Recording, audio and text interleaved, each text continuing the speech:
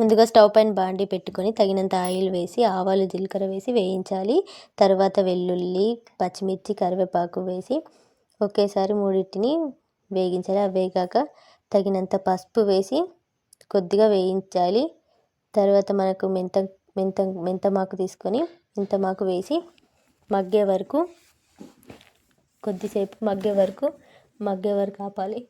ఆ తర్వాత మెంతమాకు మగ్గాక కారం, ఉప్పు, పసుపు వేసి కలపాలి. తర్వాత మనకు కావాల్సిన తగినంత టమాటోస్ తీసుకొని టమాటోస్ వేసి కలిపి మూత పెట్టి మగ్గనిచ్చాక టేస్ట్ కోసం కొద్దిగా కొత్తిమీర తీసుకొని పైనుంచి వేయాలి. మనకు కావాల్సిన యమ్మీ టమాటో మెంతం కూర రెడీ అయినట్టే. ఇంతే. ఇంత ఈజీగా తొందరగా కావాలంటే ఇలాంటి మెంతం కూర టమాటా ట్రై చేసి చూడండి. థ్యాంక్